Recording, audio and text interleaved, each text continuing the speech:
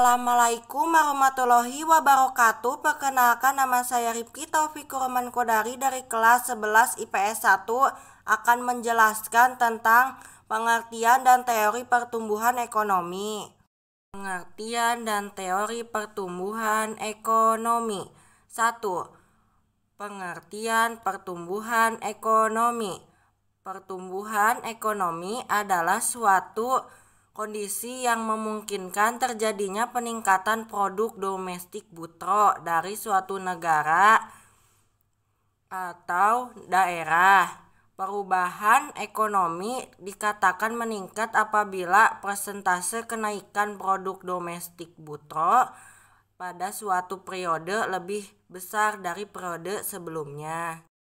2. Teori pertumbuhan ekonomi. A. Teori pertumbuhan ekonomi klasik.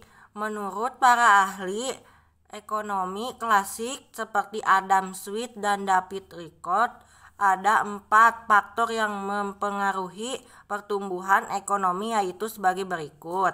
1. Jumlah penduduk. 2. Persediaan barang-barang modal. 3. Luas tanah dan kekayaan alam. 4. Penerapan teknologi. Dari keempat faktor tersebut, para ahli ekonomi klasik menitik beratkan teorinya pada pertumbuhan produk dalam mempengaruhi pertumbuhan ekonomi dengan asumsi faktor luas tanah dan penerapan teknologi yang tepat. B. Teori pertumbuhan ekonomi Schumpeter. Peranan pengusaha atau wirausaha sangat penting dalam mempengaruhi pertumbuhan ekonomi. Itulah salah satu hal yang ditekankan oleh Schumpeter dalam teorinya. Untuk menjalankan inovasi yang telah ditemukan, tentu membutuhkan modal. Pengusaha akan meminjamkan modal tersebut untuk keperluan investasi usahanya. Karena konsumsi meningkat, berarti kapasitas produksi pengusaha pun ikut meningkat dan menimbulkan investasi baru oleh pengusaha. C. Teori pertumbuhan ekonomi neoklasik. Beberapa teori pertumbuhan ekonomi dari aliran neoklasik adalah sebagai berikut. 1. Teori pertumbuhan ekonomi Harold Domar. Ada 4 asumsi yang digunakan oleh teori ini dalam menganalisis faktor-faktor pendukung pertumbuhan ekonomi, yaitu sebagai berikut. A. Barang modal yang telah digunakan secara penuh. B. Besarnya tabungan personal dengan fluktuasi pendapatan nasional. C. Perbandingan antara modal dan hasil produksi, dalam bahasa Inggris capital output ratio, adalah tetap. D.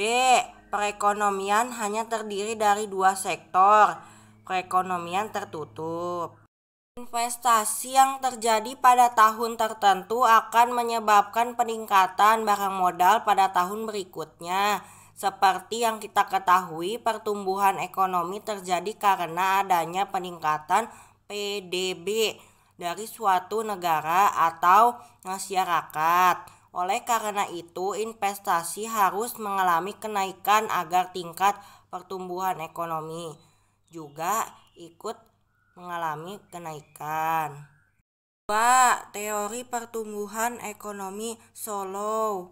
Berdasarkan teori pertumbuhan neoklasik yang dikembangkan oleh Abramovich dan Solow, pertumbuhan ekonomi tergantung pada perkembangan faktor-faktor produksi. Berdasarkan teori ini, ada 3 faktor yang mempengaruhi pertumbuhan ekonomi, yaitu A. Pertumbuhan modal. B. Pertumbuhan penduduk. C. Pertumbuhan teknologi. Berdasarkan faktor yang ada, 80% sampai 90% pertumbuhan ekonomi Amerika Serikat yang terjadi pada pertengahan abad ke-19 dan ke-20 disebabkan adanya perkembangan teknologi. Sedangkan menurut hasil penelitian, peranan pertumbuhan modal terhadap pertumbuhan ekonomi disebabkan negara maju seperti Amerika Serikat, negara-negara Eropa Barat, dan Inggris hanya sebesar 25%, 18%, dan 21% pada tahun 1950 sampai 1962. D. Teori pertumbuhan ekonomi Restow. Menurut Restow, pertumbuhan ekonomi terdiri atas beberapa tahap. 1. Perekonomian tradisional, dalam bahasa Inggris the traditional society. 2. Perekonomian transisi, dalam bahasa Inggris the prediction for take off. 3. Perekonomian lepas landas, dalam bahasa Inggris the take off. 4.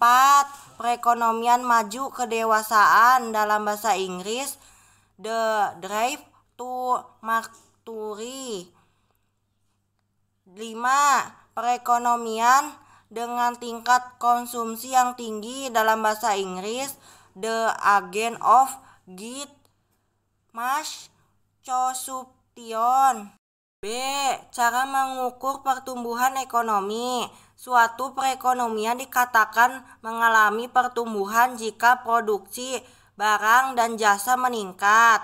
Misalnya, produksi daging diukur dengan satuan berat kilogram atau ton, minyak bumi diukur dengan satuan barel. Dengan menggunakan harga konstan, pengaruh perubahan harga telah dihilangkan.